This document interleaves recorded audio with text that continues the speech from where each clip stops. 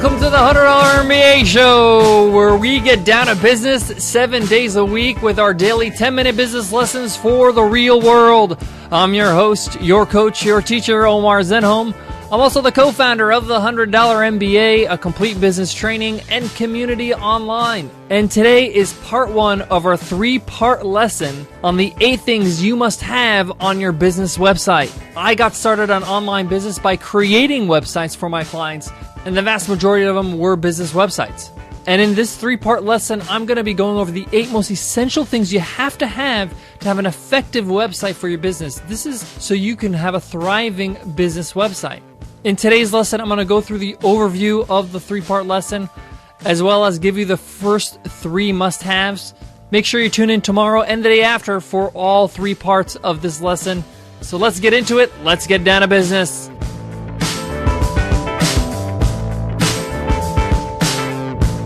It doesn't matter if you have an online or offline business, you have to really make sure your business website is effective. A lot of things I'm going to be mentioning today is especially important for a physical business, offline businesses, because many of us find your business through the internet, through a Google search, through a Yelp search. And for most customers, your website is their first impression of what you can offer them. And like they say, you only have one chance to make a first impression, so make sure you make it count. Obviously, if you have an online business, this is also of the utmost importance.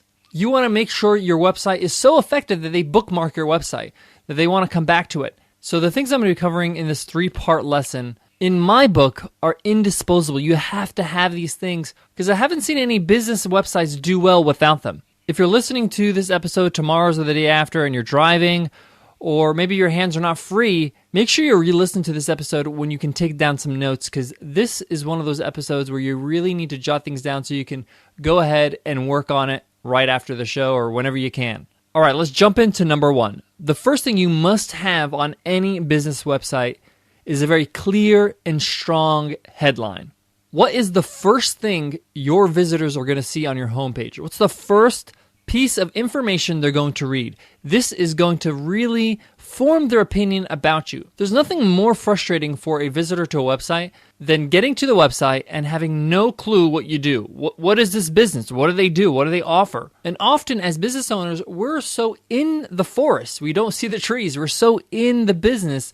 We don't really know how to simplify things to the outsider. So make sure you spend some time on crafting a very effective opening headline. One tip I've given before, which will help you with this, is focus on the issues, the pains, the problems your audience are having and how you're going to solve it. If you're looking for an example, take a look at the $100 MBA, 100MBA.net. Our opening headline or opening headlines say, "Stop thinking and start doing. Start building your business today. We'll show you how."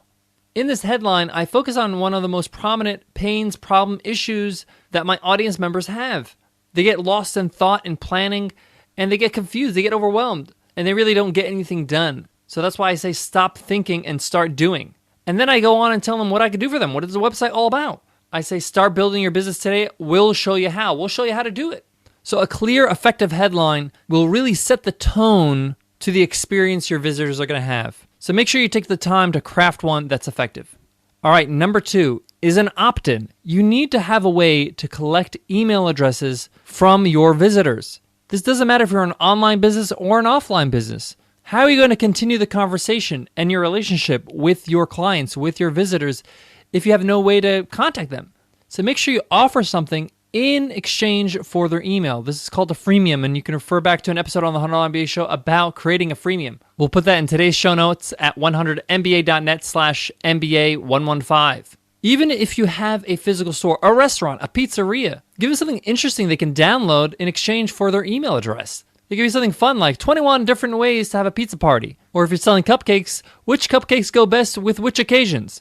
I remember when I was selling clothing, one of the options I gave out was a guide, a style guide, how to use the clothing that I'm going to sell to you. So always have some way for them to give you their email address so you can continue to give them value. And let them know when you have a special offer for them or if something new is happening in your business. So number 1, have a clear, effective headline. Number 2, have an opt-in. Number 3, now this is something that a lot of people neglect, and that's valuable content. You have to have some form of content on your website for people to check out. The most common form of valuable content is a blog or blog posts, where people can read your blog post and say, okay, this person's credible. They know what they're talking about. They're offering, good advice, or they're helping me with my issue or problem or need. And I want to learn more. I want to stick around. I want to come back to this website, or I may want to buy something later on. Valuable content earns you trust. It earns you credibility, and you need to have it. Now, even if you're a service-based business like a photographer, a videographer, a designer, you can have a blog, which is great, but your valuable content can come in different forms, like a portfolio, some of the great work you've done before. And the more information you can provide with your portfolio pieces, the better. I know that some photographers, they actually talk about that shoot. Like during this shoot, I was shooting children and it was a little bit of a handful, but I was able to manage it this way. And your clients get a glimpse what kind of photographer you are, how you deal with their clients in certain situations. And it also shows your personality. If you're a physical store, let's go back to that pizzeria example. Why not have an infographic on how you guys create your pizzas? Share some of the steps of your family's recipe. Or maybe even share some stories from your grandmother who shared the recipe with you. That adds valuable content. That adds a way for people to say, okay, this is something I'm interested in. But if your website has none of this, there's no real reason for them to pay attention. There's no real reason for them to say, this is something I should care about. And it just looks like you're trying to just take their money. Show what you're all about and show what you can provide other people through your valuable content.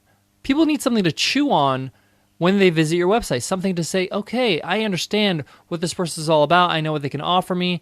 There's someone I should pay attention to. All right, guys, so to wrap up, number one was a clear headline, clear and effective headline that describes what you do, how you help your visitors. The second one is an opt-in, a way to collect email addresses or any other content information. Give away something for free in exchange that's valuable to them. Number three is valuable content. This could be blog posts, this could be images, this could be infographics, this could be videos, but something for them to consume to earn their trust.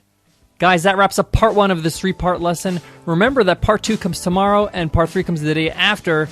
So make sure you subscribe to the show so you get all our episodes automatically. You can learn how to subscribe to the show by visiting 100mba.net/show. Thank you to all of you who have left us an iTunes rating and review.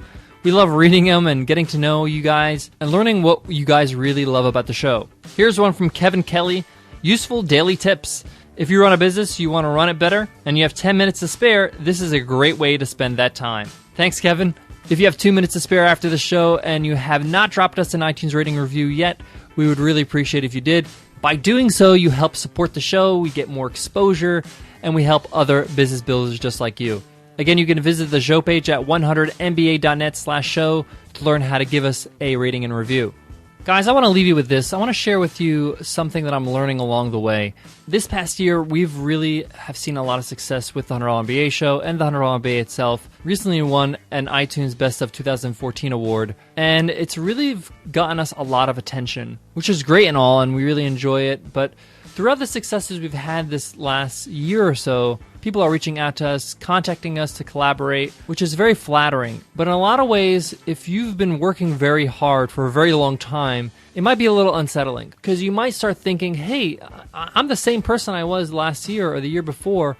Why all of a sudden these people want to care about me? I've reached out to some of these people and they ignored me. But my advice to myself and to you is there's no real reason to hold a grudge or to feel bad about this. And in these situations, it's best to make excuses for people. Maybe they were busy, maybe they had some personal issues, or maybe they had run out of time to contact you. The point is that they're contacting you now, and they recognize that you're doing something that's meaningful and they want to be a part of. So focus on that. Don't let those weird feelings stop you from continuing to give value to other people, even if they ignored you in the past. I often try to remind myself to just continue to give and let everything else sort itself out. All right, guys, I'll check you in the next episode tomorrow, part 2. Take care.